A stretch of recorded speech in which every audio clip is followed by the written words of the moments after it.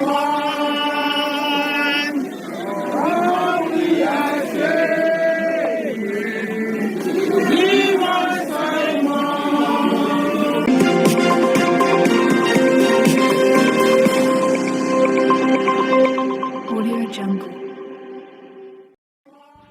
guys, welcome to Toby TV channel. How are you guys? So lots of things has been happening recently. In Nigeria there is this news going all over the social media platform that has to do with e-money, and also there is also a news about Simon Ekpa, and same time there is a news of Ibrahim Traore sending some delegates from Burkina Faso in respect of Simon Ekpa. And most of this news has been flying all over social media platforms. And I am very, very much aware that a lot of individuals also have not seen these informations. And in this today's video update, there is a lot that we are going to actually debunk in this particular video update.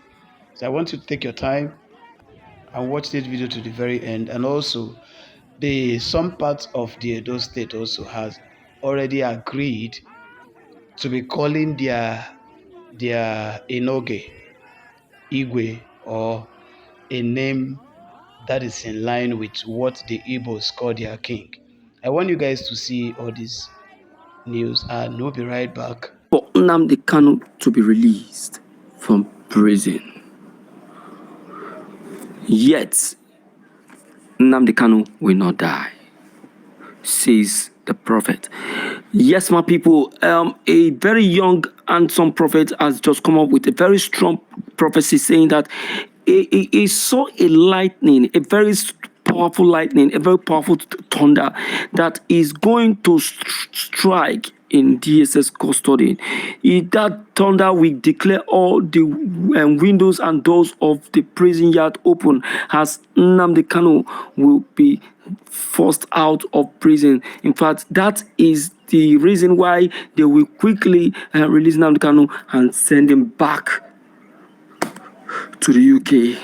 You need to watch this very video, my dear listeners, but don't forget to like and subscribe to this very channel. This is today's news. Take this message.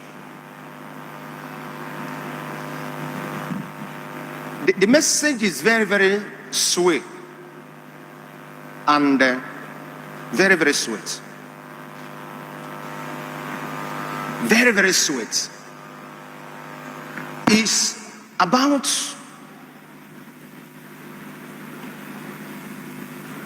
Nnamdi Kanu.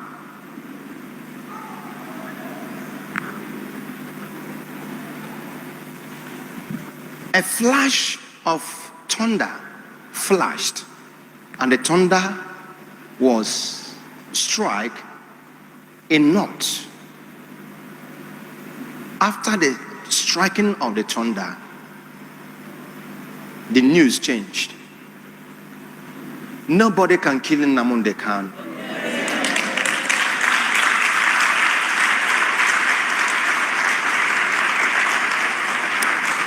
The flash of the thunder will flash, and the thunder will blow. And they will release him and take him back to Westerner.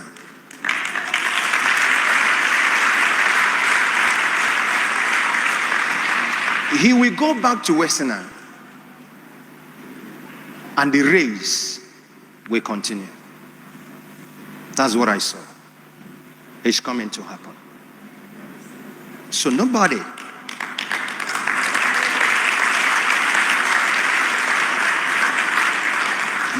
can kill him. Nobody can kill him. So it's a good message. The hope of Nnamdi Kanu's followers is intact.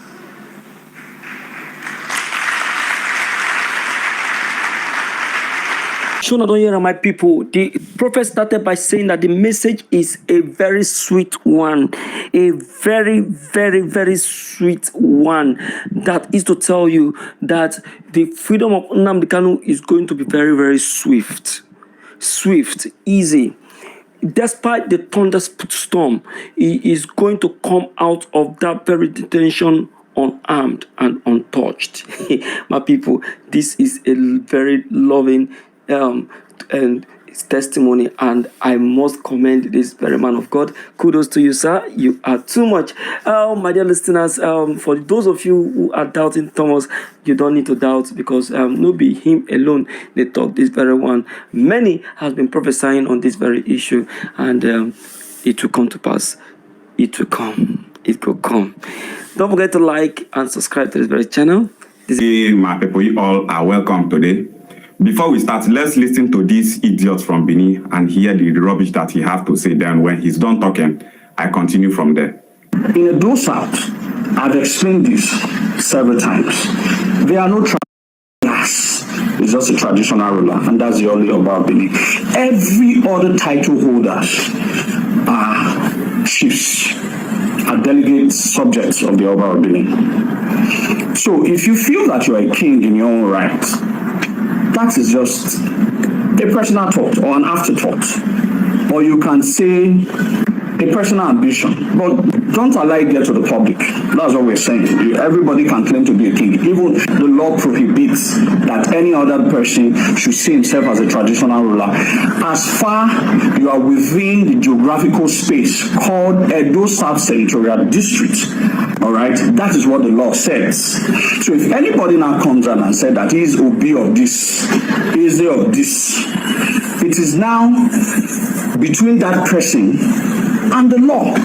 Now, by the eventuality of when this matter of Enigi started, a few years ago, I did warn. I want to warn again that this set of suspended Enigi in a bank, you are Benin people. But if you say you are not a Benin man, it is not in my place as a Benin man to force my identity on anybody. So on coming back to the issues of these people who are trying to push this suspended Enigi into the oblivion of the past, I want to appeal again to this Enigi. Those good sons of a banker, those good daughters of a banker, do not allow this some miscreants, Igbo miscreants on social media to push this suspended Enigi who still have future if properly guided or coming back as an Enoge. The fight that you think is a fight that you are trying to spite the Oba of Benin, you are not spiting the Oba of Benin. You are not spiting the Benin people. You are spiting the Edo State government, because this is a matter of law and we will allow law deal with it. To call yourself an easy, you must be accepted by the law. To call yourself an Obi, the law must recognize you. The law does not recognize these people you are forcing an easy title on. The law does not recognize you on these people you are forcing Obi on. For any sociocultural group who wants to take this matter out, let me guide you. Write a letter. Write it to the governor through the office of the Attorney General and through the office of the Ministry of Chieftaincy, Local Government and Chieftaincy Affairs. Write a letter through these two ministries. All right, Ministry of Justice and Ministry of Local Government and Chieftaincy. Tell them that this is what the law said, that they are not traditional rulers other than the Oba of Benin. Some people are trying to cause anarchy in this land. They are trying to call themselves traditional ruler. And some of these people were suspended by the Oba of Benin and were ratified by the same state government. Send them. Those people who are posting pictures, add those evidence, add the evidence of their pictures. Put it in the next few days or few weeks.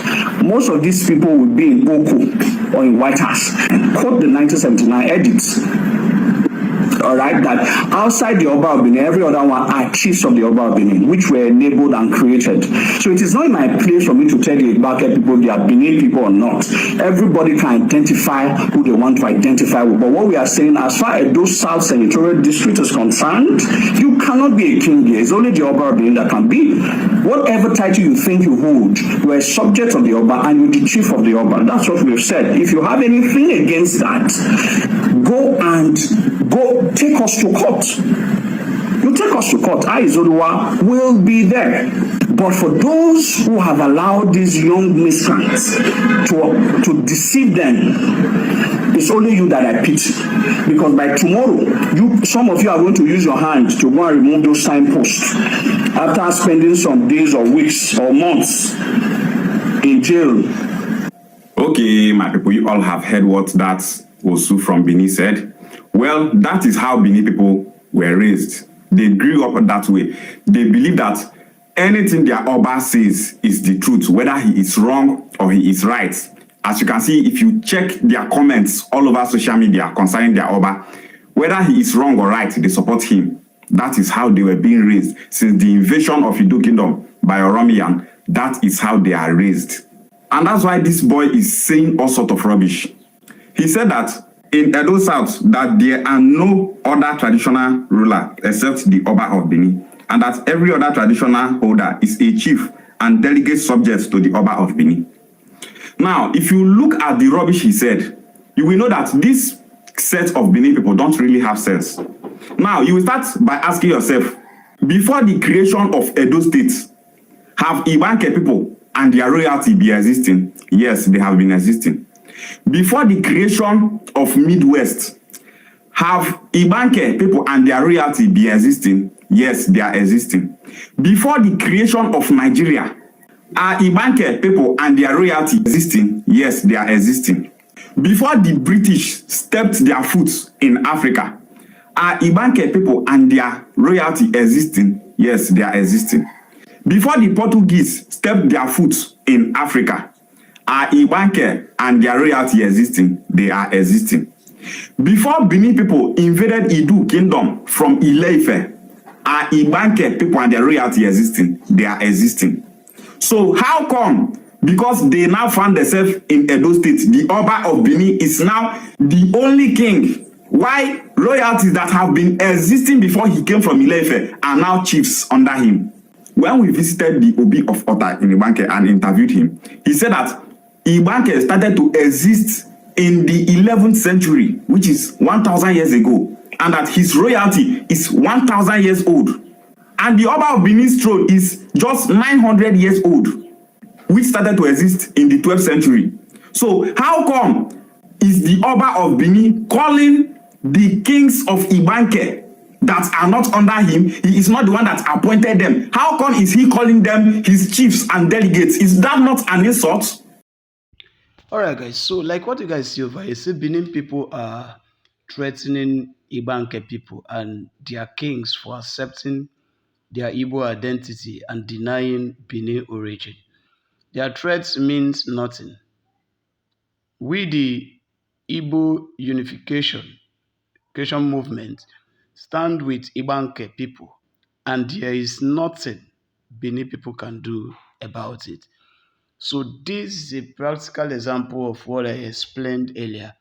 And this is to tell you that most parts of the Benin, the Edos, are from Igbos. And this is a good news. Although part of the Edos has been added to the Biafran map as a Biafran nation. But some are still like trying to argue with it. But the truth about it is that immediately Biafran comes to light, most of these communities and most of these what do I call it, cities are definitely going to be in Biafran map. So let's go over to the next update and we'll be right back. And I try, everybody that knows me, that I try as much as possible to portray Nigeria abroad in good light, to show them that we are human beings. And, frankly, I went to Nigeria last time. It was really good. We enjoyed ourselves. But sometimes you hear some things and immediately that will embarrass you as a person. How much more Nigeria? It will embarrass you because it still remains that the leadership and the establishment you have back home, they don't know much. I know everybody keeps telling me, Dr. Zoe, avoid police, avoid religion, all that, but I'm a human being. I have to say it as it is, and I see it hurt me. Look at the case I woke up this morning to see. Hey, if EFCC arrests E-Money because he stepped on a Naira note. Let me tell you guys, no matter anybody that will talk about this case online, there's nobody that is closer on that stage past me. And I mean, they tell you so. I'm a witness, I was there. This man did not touch your Naira.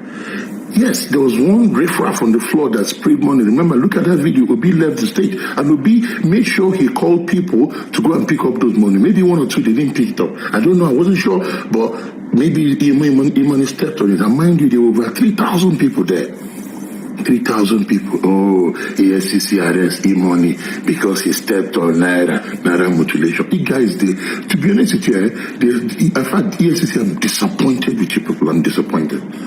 When I came back here, I called my mom. I called a lot of it. I spoke with a lot of politicians back home in Nigeria. I said, let's start doing things. We're looking for how to move through this. But after seeing things like this, Muna, keep on Nigeria, I know they come. Because you guys are not ready.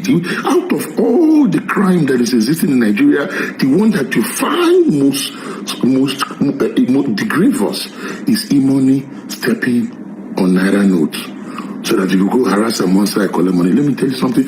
E-Money itself is not my friend, my younger brother's friend. We are not particularly friends. But what is good is good. I don't even want to enter Igbo, Yoruba, Hausa sentiment, whether you're doing it because I don't know. I don't want to enter there. Just what is glaring to the naked eye is glaring. We abroad want to come home, but the kind of things you guys do there I don't even know how you people, the mindset you people you think there is wrong. Nigeria, we are smart people, they respect us here abroad, but you people back home keep drawing us back. We take one step forward, your establishment and the government to push us 20 steps backward. What an embarrassing thing to see this morning. E-Money, step on Naira notes. Tomorrow on our headline, you don't see all the politicians, all the crimes where they commit that you don't see that. I saw it in 5 days in Nigeria. Go and chase after that. Do the right thing for yourself. If I talk and I say so, we talk. It's wrong. I said, there's nobody. I was there. There were over 3,000 people. I was on that stage. I was playing my own. Tomorrow now, and I go say, Zo, step on. I'm not trying now. Release him. Stop embarrassing us. You guys are embarrassing us abroad. We are normally arrogant people, proud, believe our country. But when we do these mumu things, it tire us.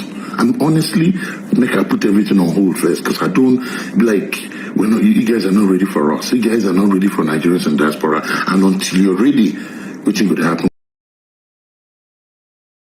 At Ibrahim Traore's face, around this place here, there is a wound that has healed around his cheek here. Now, many people think that this is a dimple. No, this is not a dimple. And there is a very deep story about it. When you look at him around this place here, it looks like it was a wound that healed. And it is a very huge one that you must notice it when you look at his face. So, before Ibrahim Traore took power in 2022, it was a bloody battle. But let me tell you, God had destined Ibrahim Traore to be the president of Burkina Faso and bring Africa to liberty. Just imagine, as they were fighting and there was intense shooting, Ibrahim Traore missed a bullet with a whisker. Like he just turned his face like this and the bullet passed and scratched his face, passed through his cheek and scratched his cheek. Just imagine. And he was able to survive. He was taken to the hospital. The wound was treated. He got healed. And today we are talking about Ibrahim Traore, the president of Burkina Faso.